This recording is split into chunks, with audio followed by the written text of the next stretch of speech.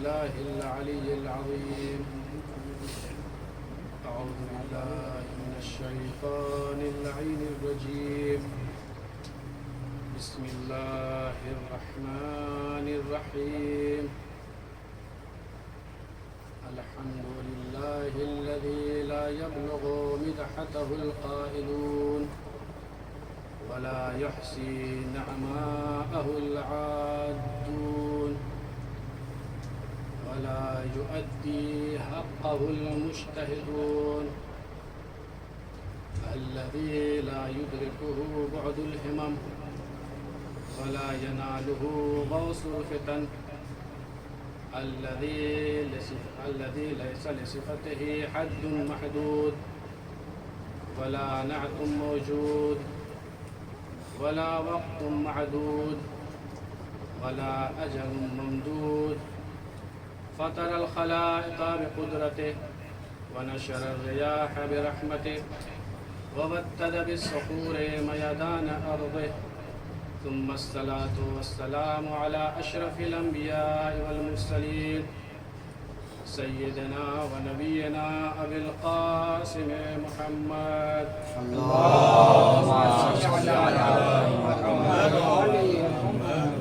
وعلى أهل بيته الطيبين الطاهرين المعصومين المظلومين ولعنة الله على أعدائهم أجمعين من يومنا هذا إلى قيام يوم الدين.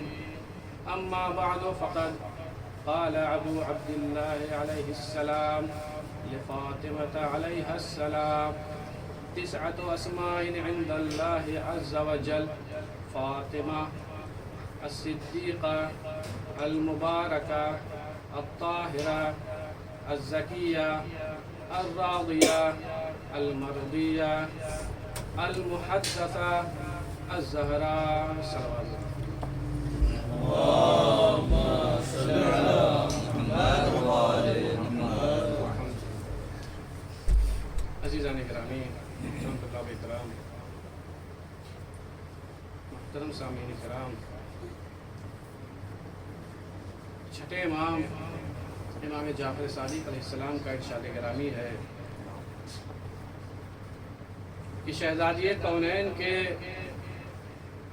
9 نام جس کا انتخاب اللہ نے کیا ہے. اللہ کے نزدیک شہزادی کونین کے 9 نام: فاطمہ، زکیہ، صدیقہ، مبارکہ، الطاہرہ، راضیہ، مرضیہ، زہرا اور محدثہ. یہ 9 نام ہیں جس کا انتخاب شہزادی کونین کے لیے اللہ نے کیا ہے. تو عزیزان گرامی، اب ایسا نہیں ہے کہ یہ صرف اور صرف 9 ہی نام زہرا کے لیے موجود ہیں جس کا انتخاب اللہ نے کیا. نہیں، وہاں پر بہت ساری ایسی روایتیں بھی موجود ہیں جن کی طرف اشارہ ہوتا ہے کہ شہزادی کونین کی اور بھی نام ہیں، جیسے البتول، الحورا، الکوثر،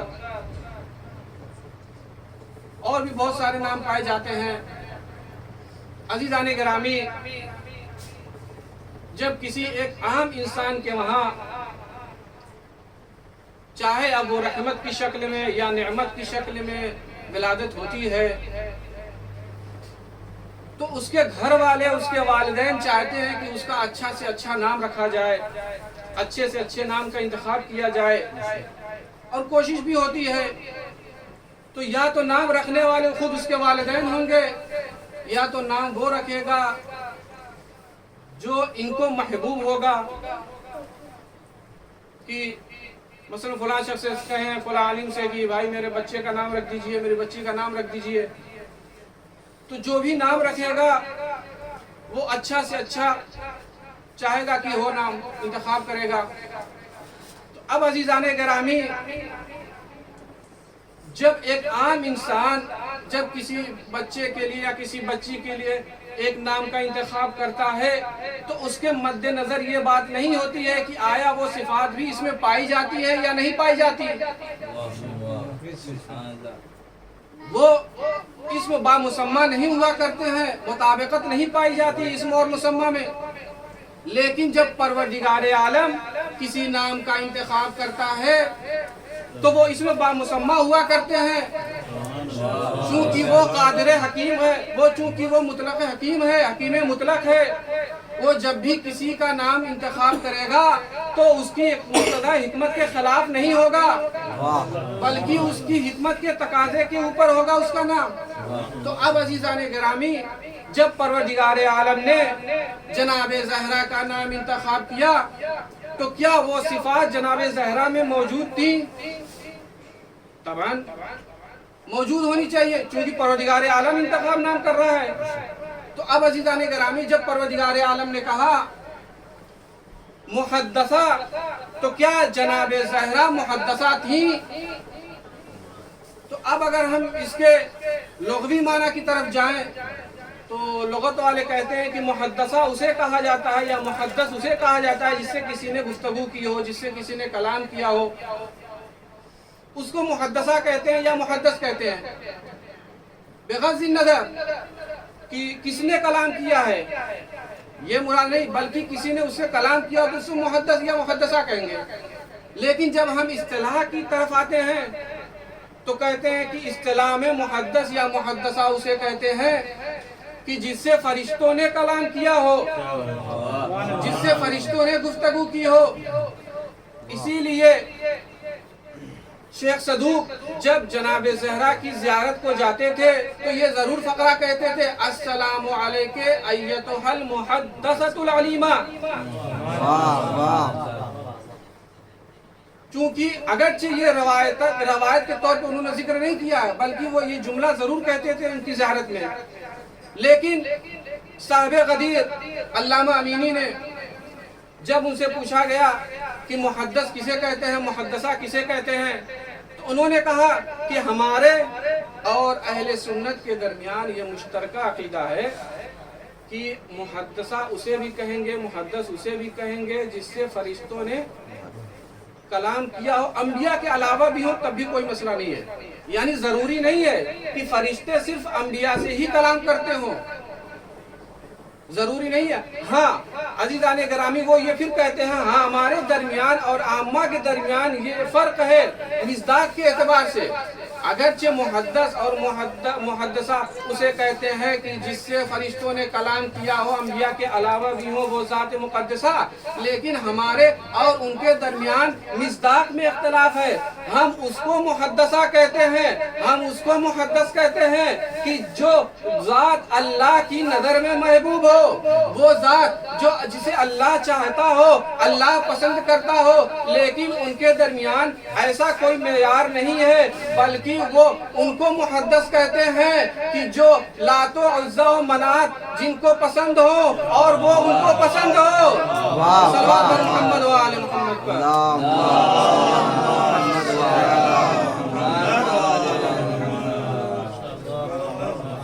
عزیزان گرامی، ہمارے اور ان کے درمیان مصداق کے اعتبار سے اختلاف ہے۔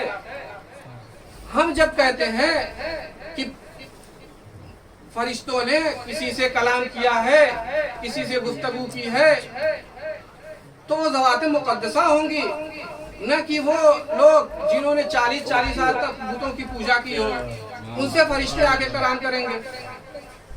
عزیزان گرامی، سعودی کے ایک مفتی عبداللہ قمیسی نام ہے، انہوں نے اپنی کتاب الصراع بین الاسلام والوثنیہ میں یہ اشکال کرتے ہیں کہ شیعوں کا عقیدہ یہ ہے کہ شیعہ اپنے اماموں کو انبیاء میں سے شمار کرتے ہیں،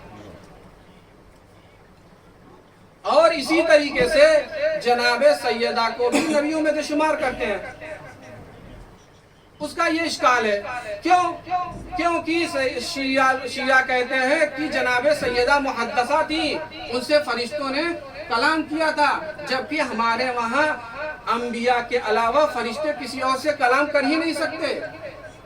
تو یہیں پہ علامہ غدیری نے، علامہ صاحب امین نے، صاحب غدیر نے کچھ جواب دیے ہیں قرآن کی آیت پیش کرتے ہوئے۔ سب سے پہلی دلیل، سب سے پہلی شاہد مثال کہ جب فرشتوں نے آ کر جناب مریم سے کہا وَإِذْ قَالَتِ الْمَلَائِكَةُ يَا مَرْيَمُ إِنَّ اللَّهَ اصْطَفَاكِ وَطَهَّرَكِ وَاصْطَفَاكِ عَلَى نِسَاءِ الْعَالَمِينَ یا مریم اقنتی لربک واسجدی وارکعی مع الراکعین۔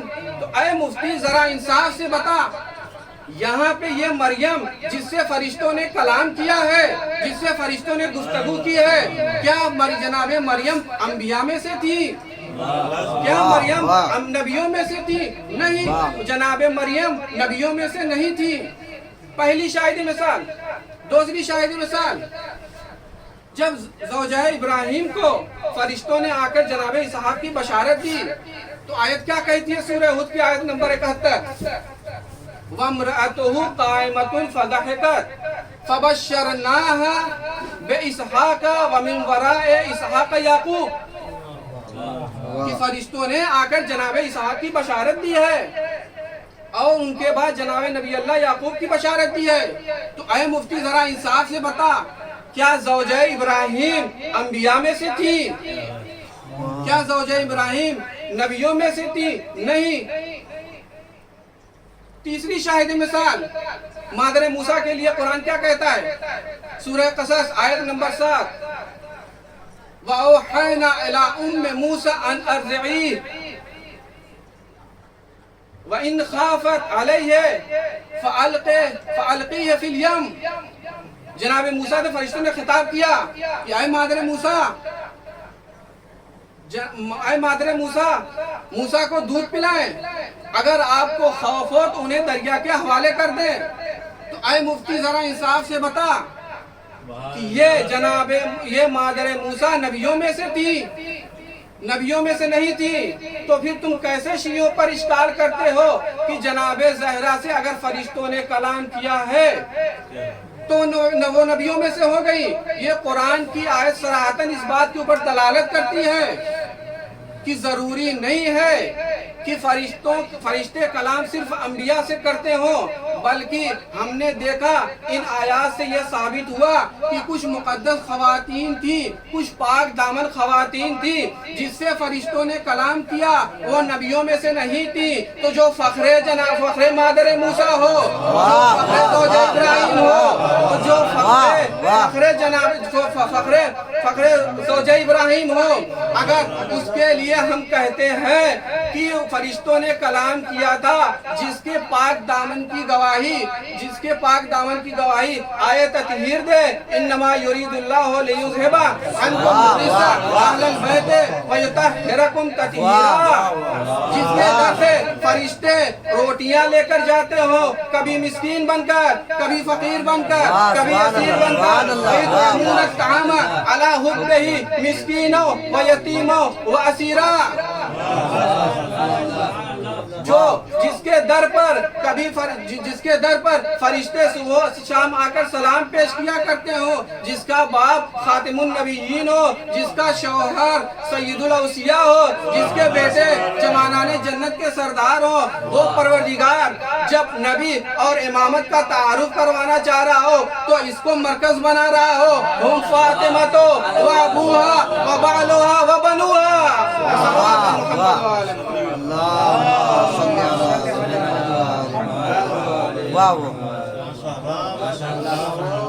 عزیزان گرامی،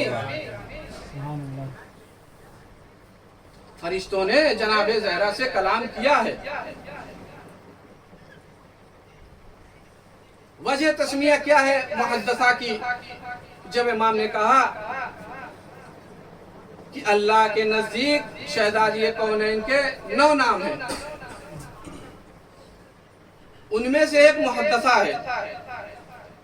محدثہ کی وجہ تسمیہ کیا ہے؟ تو راوی کہتا ہے کہ میں نے امام جعفر صادق علیہ السلام سے سوال کیا، مولا یہ بتائیے کہ شہزادی کونین کو محدثہ کیوں کہا جاتا ہے؟ امام نے کہا سمیت فاطمہ محدثہ لأن الملائکة كانت تہبط من السماء فتنادیها كما تنادی مریم بنت عمران، فقالوا یا مریم یا فاطمہ ان اللہ اصطفاک وطہرک واصطفاک علی نساء العالمین۔ یا فاطمہ تو اقنتی لربک واسجدی وارکعی مع الراکعین۔ امام جعفر صادق علیہ السلام ارشاد فرماتے ہیں کہ جس طریقے سے ملائکہ آ کر جناب مریم سے گفتگو کیا کرتے تھے، جس صفات سے وہ پکارتے تھے، ویسے ہی جناب فاطمہ الزہرا سے بھی آ کر گفتگو کیا کرتے تھے۔ تو روایت آگے بڑھ کر کہتی ہے کہ ایک دن جناب زہرا نے ان فرشتوں سے کہا الیست المفضلۃ علی نساء العالمین مریم بنت عمران۔ جناب زہرا نے سوال کیا، کیا عالمین کی عورتوں کی سردار جناب مریم نہیں ہے؟ تو ملائکہ نے کہا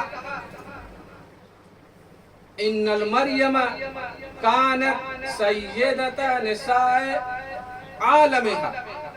غور کیجئے گا جملوں پہ کہ فرشتوں نے کہا کہ جناب مریم سید و سردار تھیں، لیکن اپنے زمانے کی تھیں، لیکن اے سیدہ ان اللہ عز وجل جعلک سیدۃ نساء عالمک وعالمہا وسیدۃ نساء الاولین والآخرین۔ لیکن اے جناب سیدہ، اے شہزادی کونین، اللہ نے آپ کو جناب مریم کے زمانے کی عورتوں کا سید و سردار بنایا ہے۔ صرف یہی نہیں بلکہ جناب آدم سے لے کر قیامت تک آنے والی ساری عورتوں کی سید و سردار آپ ہیں۔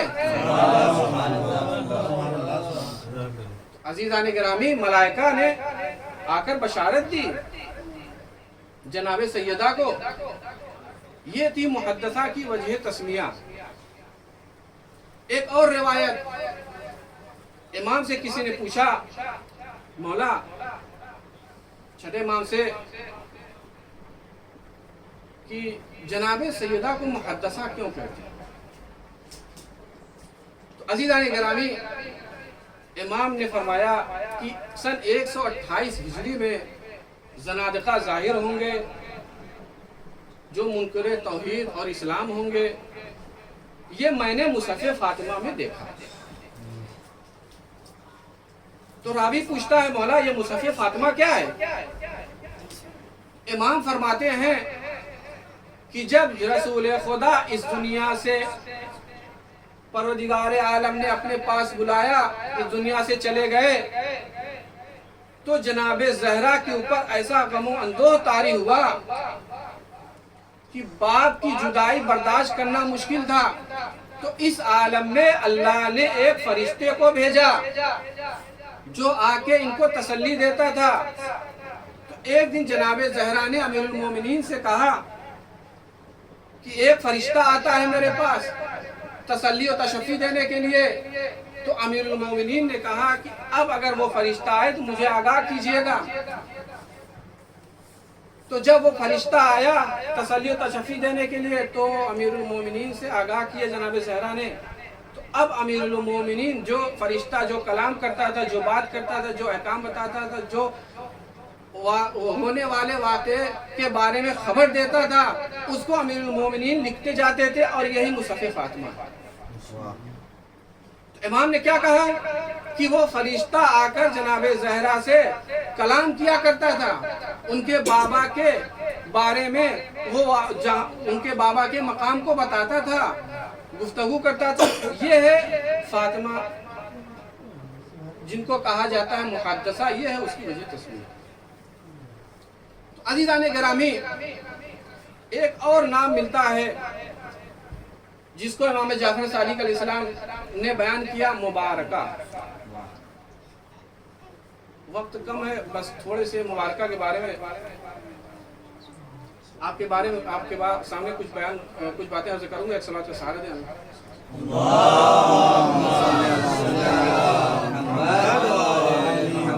عزیزان گرامی، جب امام نے کہا مبارکہ، جناب سیدہ کے ناموں میں سے ایک نام مبارکہ ہے، تو اس مبارکہ کا کیا مطلب ہے؟ مبارکہ کسے کہا جاتا ہے؟ مثال کے طور پر آنے والے امتحان لجنا میں اگر سید حیدر پاس ہو گئے تو ہم ان کو لوگ مبارکباد دینے جائیں گے، ماشاءاللہ مبروک، آپ جو ہے وہ پاس ہو گئے امتحان میں۔ اس کو کہتے ہیں برکت، مبارکباد دینا۔ تو آیا مبارک یا برکت یہ کوئی شے میں دکھنے والی چیز، یہ کوئی خارج میں شے دکھنے والی ہے؟ نہیں، یہ ایک امر غیبی ہے، امر معنوی ہے۔ مثلا فیروز بھائی کی شادی ہو جائے، شادی ہونے کے بعد ان کو مبارکباد دی جائے کہ بارک اللہ، الف الف مبروک۔ تو کیا یہ خارج میں دکھنے والی کوئی شے ہے؟ نہیں، یہ ایک امر غیبی ہے، ایک امر معنوی ہے۔ اور وضاحت کے ساتھ مثلا ہمارے علماء بہت لمبی لمبی عمر پاتے ہیں، 100 سال، 95 سال، 90 سال۔ یہ کیا ہے؟ یہ برکت ہے عمر میں۔ کسی کے پاس مثلا 1 ملین راتب ہو، لیکن مہینہ آتے آتے ختم ہو جاتا ہے، کہتا ہے ضرورت پڑ گئی ہے، پیسے نہیں ہے، رونا دھونا شروع ہو جاتا ہے۔ یہ کیا ہے؟ یہ مال میں برکت نہیں ہے۔ اس کے مقابل ایک شخص ہے جس کے پاس 2 لاکھ شہریہ ہے، لیکن مہینہ آتے آتے کہتا ہے نہیں میں محتاج نہیں ہوں، میرے پاس الحمدللہ موجود ہے۔ یہ کیا ہے؟ یہ مال میں برکت ہے، اس کو کہا جاتا ہے برکت۔ تو اب عزیزان گرامی، جب جناب زہرا کا نام پروردگار عالم نے کہا بارکہ المبارکہ، وہ شہزادی مقدس جن کا نام اللہ نے انتخاب کیا المبارکہ، یہ کیا ہے؟ برکت ہمارے لیے، امت کے لیے۔ تو عزیزان گرامی، جیسے قرآن کی ایک آیت ہے، مثل الذین ينفقون اموالهم فی سبیل اللہ کمثل حبۃ انبتت 7 سنابل فی کل سنبلۃ 100 حبۃ، کہ اگر کوئی راہ خدا میں 1 دینار خرچ کرتا ہے، مثلا کچھ مال خرچ کرتا ہے، تو اس کی مثال اس جیسی ہے، اس دانے جیسی ہے جس سے 7 بالیاں اگتی ہیں، اور ہر بالیوں میں 100 دانے ہوا کرتے ہیں۔ یہ کیا ہے؟ برکت ہے۔ عزیزان گرامی، میں نے اپنی بات کو ختم کیا، ابھی اور باتیں تھی مبارکہ کے سلسلے میں، لیکن وقت اس بات کی اجازت نہیں دیتا ہے۔ عزیزان گرامی، ان 9 نام کے علاوہ جناب زہرا کا ایک نام ہانیہ۔ جب ہانیہ لفظ کو میں نے تلاش کرنا چاہا کہ اس کے کیا معنی ہیں، تو اس کے معنی ملتے ہیں، وہ ہانیہ اسے کہتے ہیں جو اپنے بچوں سے بہت پیار اور اپنے شوہر سے بھی بہت محبت کرنے والی ہو، فرما بردار ہو۔ لیکن ایک معنی اور میری نظروں سے گزرا، ہانیہ اسے کہتے ہیں جو اپنے بابا سے بھی بہت پیار کرنے والی، بہت محبت کرنے والی ہو، بہت چاہنے والی ہو۔ تو عزیزان گرامی، جب رسول اسلام اس دنیا سے چلے گئے تو شہزادی کو بابا کی جدائی برداشت کرنا بہت مشکل ہے، چونکہ روایت بھی اس بات کی طرف اشارہ کر رہی ہے کہ شہزادی کونین کے لیے بابا کی جدائی برداشت کرنا بہت مشکل تھا۔ اسی لیے فرشتے آ کے تسلی و تشفی دیا کرتے تھے۔ عزیزان گرامی، جب رسول کائنات اس دنیا سے چلے گئے تو وہ رسول جو عالمین کے لیے رحمت بنا کر بھیجا گیا تھا، وہ رسول جو صادق بھی تھا، لیکن اس کی بیٹی کو جھٹلایا گیا، اس کی بیٹی کا حق غصب کیا گیا، دربار میں بلایا گیا۔ ہاں ارباب ازا، ذرا تصور کیجئے کہ اگر کسی خاتون کی عمر 18 سال ہو اور اس کو ضعیفہ کہا جائے تو ذرا تصور کیجئے کہ اس کے اوپر کتنی مصیبتیں توڑی گئی۔ جناب زہرا 18 سال کی عمر میں ضعیفہ ہو گئی۔ روایتوں میں ملتا ہے کہ جب جناب زہرا کو دربار میں بلایا گیا تو دربار میں جانے سے پہلے جناب سیدہ کے بال سیاہ تھے، لیکن جب دربار سے واپس آئی ہے تو جناب شہزادی کونین کے بال سفید ہو چکے تھے۔ ہاں ارباب اعزا اجرکم علی اللہ، خدا آپ کو کوئی غم نہ دے سوائے غم اہل بیت اطہار علیہ السلام کے۔ ہاں عزیزان، ہاں داران امام مظلوم کربلا کہ وہ شہزادی کے اوپر اتنی مصیبتیں توڑی گئی کہ خود شہزادی کو مرثیہ کہنا پڑا۔